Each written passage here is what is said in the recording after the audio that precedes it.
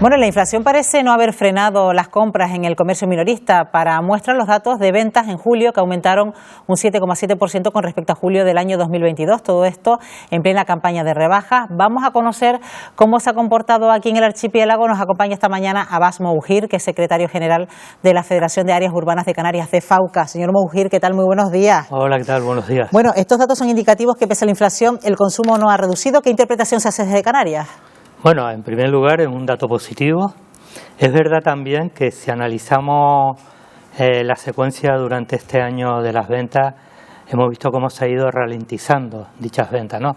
Comenzábamos enero con cerca de un 14% de crecimiento de ventas y hemos llegado a julio con un 5,7% de ventas con respecto al mismo periodo del año anterior. En primer lugar, es positivo esos datos y en segundo lugar, esto nos hace reflexionar que, bueno, que hay que ir, digamos, buscando fórmulas para que se siga siendo positiva la venta y que no decaiga más todavía ese crecimiento, ¿no? Por lo tanto, en esa línea es donde estamos trabajando. Es un primer análisis. Un segundo análisis habría que ver por qué ese crecimiento de venta, ¿no? ¿De dónde viene ese crecimiento de ventas? Desde luego que aquí en Canarias, siendo un destino turístico importante, desde luego que parte de ese crecimiento viene como consecuencia de ese gasto del sector turístico, ¿no? del turismo que viene. Y otra parte, pues evidentemente de la población local y de medidas que se ha ido implementando por parte de distintas administraciones, como el caso de los bonos consumo, donde se ha inyectado pues de forma directa más de 5 millones de euros en la población, que ha inducido un gasto de más de 11 millones en el sector comercio y sobre todo, lo que es más importante, en el comercio minorista. Hablamos de datos correspondientes al mes de julio, coincide también con temporadas de rebajas, de hecho están a punto de finalizar esa temporada tradicional que conocemos como rebajas hasta el 31 de agosto. ¿Cómo ha influido quizás las rebajas también en este dato que hemos conocido del comercio minorista? Bueno, evidentemente la rebaja tiene su parte importante, ¿no?, de influencia en este crecimiento de ventas, pero sobre todo en los primeros días del mes, ¿no? Tanto el mes de es cuando julio, más la gente se compra en rebaja, los primeros días, ¿no? Efectivamente, en las 2 primeras semanas de julio es donde se ha concentrado la mayor venta en cuanto a rebajas, porque posteriormente lo que se produce ya es una mezcla de rebajas de temporada con el avance de temporada de otoño-invierno. Aparte, a nadie se le escapa de que desde luego desde la liberalización de las rebajas pues prácticamente estamos todo el año con continuo descuento, ofertas, liquidaciones, rebajas y evidentemente eso influye también durante este periodo, ¿no? Que esas ventas que se producían anteriormente de aglomeración o en días determinados, pues ahora mismo no se dan. Las ventas aumentan, pero ¿qué hay de los márgenes de ganancia por parte de los comercios? Hombre, la realidad es que los márgenes van reduciéndose, ¿no? Para conseguir mantener, digamos, las ventas y sobre todo para conseguir que esa clientela no se vaya a otros lugares, ¿no?, a otros comercios.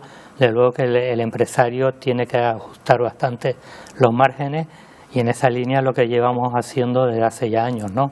Ir ajustando esos márgenes con las consecuencias que tiene, evidentemente, sobre todo para el empresario y el autónomo. Claro, porque cuando hablamos de inflación que puede afectar al consumidor, inflación que también por cuestiones a la hora de adquirir género también le afecta al comerciante, ¿no? Evidentemente, la inflación creo que afecta a todos los segmentos de la población y desde luego que al sector empresarial todavía le afecta mucho más, ¿no? No solamente hablamos ya de coste de transporte, de alquileres, de energía, sobre todo también del salario de los trabajadores. Desde luego que hay una serie de gastos que en el escandallo final del empresario influye mucho en la parte de beneficio. Bueno, sabemos que ya el empresario con solo levantar la persiana del negocio ya le supone un gasto. ¿Cómo está ahora mismo la situación del comercio aquí en Canarias? ¿Comercios que han cerrado? ¿Comercios que quizás están haciendo y aguantando lo que resta de año? Hombre, lo que sí se da desde luego es que por un lado ha habido cierre de comercio, sobre todo de pequeños comercios, que en cierta medida a veces se contradice. O sea, por un lado se cierran comercio y por otro lado hay un crecimiento en cuanto al empleo. Esto viene a demostrar que lo que se está produciendo es una concentración en el sector comercio, en determinados tipos de empresas, marcas, franquicias, que son las que están copando el mercado, ¿no? De ahí es que el hecho de que hemos intentado nosotros hacer potenciar el comercio rural, el comercio de medianía e intentar seguir manteniendo ese pequeño comercio que es el que se ofrece un servicio a la población, ¿no? Sobre todo en zonas rurales y de medianía. ¿Y la inflación también ha modificado los hábitos de consumo de la población? ¿O más bien vienen esos cambios de hábitos desde la época ya de la pandemia? Bueno, los hábitos de consumo venían ya produciéndose incluso antes de la época de prepandemia. La pandemia lo que ha hecho es cambiar también esos hábitos. Se ha producido la crisis también no solamente sanitaria, sino también la económica, está haciendo que muchas familias, y eso salían datos estos días en la prensa, de que estén retirando ya fondos de ahorros, ¿no? Eso viene a demostrar esa situación que digamos que están pasando determinadas familias que tiran ya de los ahorros para seguir pues bueno, consumiendo sobre todo en los bienes de primera necesidad. Eso sí ha afectado y hay un cambio de hábito de que se va primero a productos de primera necesidad, a un producto sobre todo en el tema de equipamiento personal de un precio muy barato, ¿no? Un coste del producto muy barato. Y esa es la situación que se está dando en estos momentos. ¿Y en la venta online qué impacto está teniendo? Está afectando, desde luego, quizás menos que en el resto del Estado español. Aquí tenemos quizás en cierta medida la ventaja para el sector, quizás una desventaja para el consumidor, de que el coste de la aduana y de transporte pues hace que muchas empresas no vendan a Canarias. Nosotros, es una realidad, está ahí, es un competidor más. Lo que sí hemos venido demandando que esa competencia y ese competidor tenga la misma, digamos, los mismos deberes que tiene el resto del sector comercial. Y con esto quiero decir que, bueno, ahora mismo aquellos productos inferiores a 150 euros no están pagando IGIC, no están pagando impuestos y por lo tanto eso es una desventaja para el sector comercio físico que está en estos momentos en Canarias.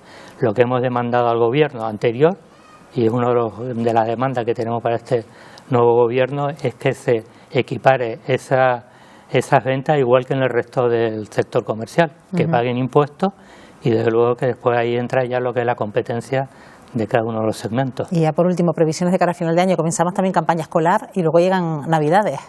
Sí, desde luego que comienza la campaña escolar, viene después ya campañas que estamos preparando con distintas zonas comerciales, abiertas con distintas administraciones y nosotros esperamos que de aquí a final de año se siga esta misma tendencia, quizás con más o menos porcentaje en cuanto a crecimiento de venta, pero que desde luego que en estos próximos meses que quedan, estos 4 meses que quedan, por lo menos que continúe ese crecimiento en cuanto a las ventas.